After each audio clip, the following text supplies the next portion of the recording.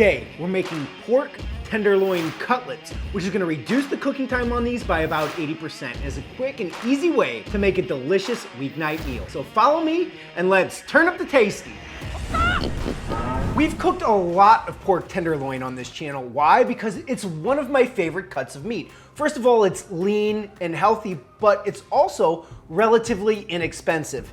This package right here of pork tenderloin cost me $3.44 a pound. That's cheaper than ground beef and even a lot of chicken breasts when they're sold already cut up. Within this package, there's over 2 pounds of pork tenderloin, and there's typically about 2 of them per package. Now that's a little bit more meat than I like to eat on my average Tuesday night. But beyond that, I don't like reheating lean meat because it dries out. Today we're gonna turn these into pork cutlets, which is gonna reduce the cooking time on these from an average of about 20 to 30 minutes down to 5 minutes. So when we buy these, I've talked about this before, you'll see this right here. The silver skin, that's inedible stuff. We wanna go ahead and remove that. Super easy to do. Get a sharp knife, go that way. A little easier when it's dry. And then come back, peel off that. That right there is not edible. We wanna get rid of that. Now, with every pork tenderloin, there's 2 sides, like a coin, both heads and tails. As you can see down here, the tail is the thin, skinny part that runs down the end.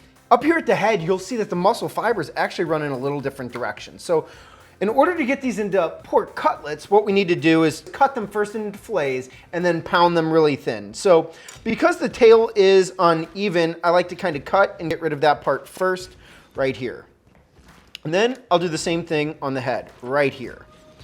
From there, we're basically left with this interior piece, very similar to the Chateaubriand if you're cooking pork tenderloin, beef tenderloin, where filet mignon comes from. But now that we have it cut like this, what we're gonna do is just cut it in a few equal sections like this, right here. And I'll go ahead and cut that as well. 4 pieces there. Let's do the same thing over here with this one. This has a little bit more uniform tail. It doesn't always end quite that nicely. I'm still gonna cut that little piece off right there. And I will cut this off over here. As you can see right there, there's a couple different muscle fibers connecting. Put that right there. And we're just gonna do the same thing here, cut it into 4 equal pieces. All right, so now that we have these cut like this, what I'm gonna leave the heads and tails by themselves, but with these other pieces, there's a couple different ways you can get them into cutlets. If you're really skilled with a knife, you can simply cut them that way I like to cut right down the middle and then run it over and just roll it out and keep cutting. And eventually, you'll get to a fairly thin slice like that. It's basically like opening a book. So I cut right down the bottom here. I then roll that open, come in here through the thick side, and just cut again. So we've just really opened that all the way up. And if you want wider cutlets, just don't cut the pieces into 4. Maybe cut it in half, maybe cut it into thirds. Experiment, find out how you like it. I like it just like this. Personally, it's quick and easy. I can fit a lot of them into the pan very nicely. Okay, so if you're not that great with a knife or you just wanna make it a little easier on yourself, or even if you're not happy with the size of the cutlets you just made, go ahead and get a Ziploc bag. This is a gallon. And we're gonna throw this in here, right? Just the same medallion we cut from the pork tenderloin. I have some heads and some tails going in here. What I try to do too is just, with the grains, try to line them up so they're all kind of running the same way. If you have a meat tenderizer at home, you can use that. If you don't, a rolling pin, or heck, even a heavy pan will do the trick just fine. And from here, you just go ahead and beat your meat and you get it nice and thin. Oh my. It's like a medium hit on the thing. You don't want to hit it so hard that the meat splits because then it will just kind of fall apart. So you'll know when you're done when it's nice and thin. Let me show you. So here's one of, that's the head. And you can see, nice and thin. Super easy to cook and fast. And it will cook evenly, unlike if we had left it as it was. Another piece, small little tail piece right there. And then here's that fillet that we just pounded without cutting. Very nice. Same thing holds true. If you're not happy with these slices that you cut, but let's say you wanted to try it, but it just didn't turn out, just go ahead and throw those in there as well. I'm not happy with that cut. Not happy at all with it. That part right there is going to be raw, while this is going to be overcooked. And when it comes to lean meat, you really don't want it overcooked because it's gonna dry out. These are gonna cook in about 5 minutes or less, but let me show you. So as I mentioned earlier, 2.5 pounds of meat is just too much for me on a Tuesday night. So now that the hard work is done, I'm only gonna cook about 4 of these, just what I wanna eat right now. The rest, I'm going to put back in the refrigerator, and they're going to make the easiest lunch or dinner for tomorrow, cooking start to finish in about 5 minutes. Your rice is gonna take longer to cook than this, or your mashed potatoes, whatever you're making. The other thing I wanna point out is we gotta get them seasoned. I have the pan heating up. When you're pan frying or skillet frying, you really wanna use seasonings that don't have any or very low sugar. We've provided our own different types of rubs on our website, like JoJo Rub, which is an excellent option for this. If you like to buy store-made stuff, you're gonna need to check the label to make sure that there is no sugar, or just kind of go through a trial and error process. Now, one thing that they don't tell you at the store is that if it's labeled as chicken seasoning, it's usually pretty good on the other white meat, pork. So here's what I have, some beer can chicken seasoning. I really like it. It's made by Weber, not a paid post, just really like the stuff. Low sugar. We're just gonna get some of that on. Next up, I have Heath Ryle's garlic butter. Love this stuff. It goes well on a lot of different things. Also not a paid post.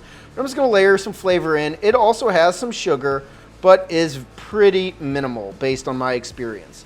And we're just gonna season both sides of these.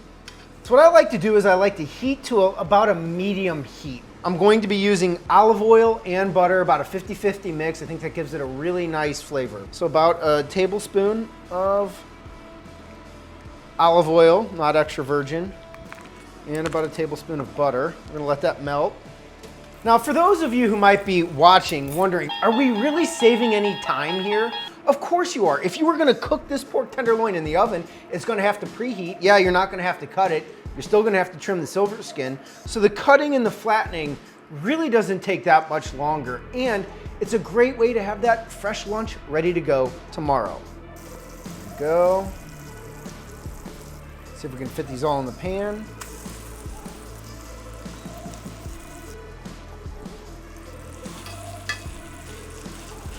So we got 3 pieces in the pan, and that's all it's gonna fit right now. From here, like I said, they're gonna cook really fast, in about 5 minutes. We're gonna need to flip them about 2 to 3 minutes through. How will you know if they're done? They won't have any more pink left in the middle. They're thin cuts of meat. If you are using an instant read thermometer, you want to cook them to about 140 degrees. There's going to be some carryover. It's going to bring it up to 145, 150. It's going to be a great cut of meat. Now, it's important not to go too high on your heat. We've talked about this in other videos, but oil and butter does have what's called a smoke point, meaning that if you increase the oil above that certain temperature, it's gonna burn and create a bitter flavor, and that is no bueno. We're starting to see the color creep up on the sides. Take a look at that, right there. Look at that. It's creeping up around the sides. So as we can see, the pan just doesn't always heat evenly. So I'm gonna go ahead and turn this part that was on the exterior towards the interior to get a little bit more color there. I'm gonna rotate these other pieces over here as well, just to provide nice, even cooking. Pans are usually going to be more hot towards the interior. Also, it's probably driven a little bit by this induction cooktop we're using, which heats extremely fast, but not always evenly. Okay, it's been about 2 minutes. Let's flip them over. Nice golden color. Little Maillard reaction right there. Same over here, nice golden color. You can get a darker color simply by using different seasonings. If I added paprika to this, it would be much darker. I think paprika tends to burn when it's exposed to direct heat on a skillet fry like this. Look at that, good color right there. I'm gonna let them cook for about another 2 minutes. All right, I've switched from the fork to the tongs now, so we're not exposing the raw meat fork with the side of the other components of the meat that are cooked. As I said, these are gonna go real quick. If you're the easiest way for the home cook to check if they're done is just pull one out, cut into it, and make sure that there's no pink left. If you're really unsure, you really want to be safe, you can never go wrong with one of these instant read thermometers. Let's see where we're at. 149. So yeah, those are done.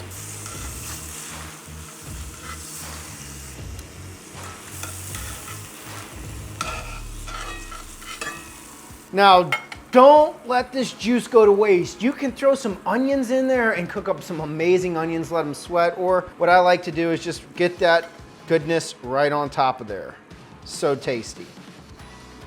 So these are done cooking. We made it look real pretty for the camera with a little parsley on top. Nice presentation. One of my favorite things about cooking pork tenderloin like this is that it is such a lean meat that when you cook it in its whole form, you don't always get a lot of flavor. By flattening it out, we create more surface area, which creates more flavor. The introduction of oil and butter adds some fat, and as you've heard us all say before, the fat is where it's at. That's right, you know, he's got it. This, I don't have any, would go really good with a little bit of lemon juice on top, a little citrus to cut through some of the butter and oil, maybe a little Parmesan cheese, however you like it.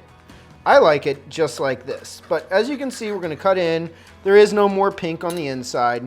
Actually, pork tenderloin can take a little bit of pink. That's actually fine, but just to be safe, you know, cook it to the 140. And now for the taste test. Get some of that butter and oil from the pan, and as usual, I've taken too big of a bite, and I'm unable to speak fluently with this meat in my mouth. Don't really mean it like that. That's what she said. But that's what she said. Kidding. This is a great way to turn up the tasty on any weeknight. Fast and easy. You can prep it. If you're a meal prepper, you know, this can be ready to go, and you won't be eating dried out ground turkey. You're not gonna be eating chalky chicken breast that you cooked 2 days ago and been sitting in the refrigerator. This can be a fresh weeknight meal or lunch for those of us who work from home. You guys know the drill from here, and in closing, I just wanna say today is a beautiful day to give someone a hug and tell them you love them. Just make sure you know them first, or it could be a little weird. I'll see you guys next time.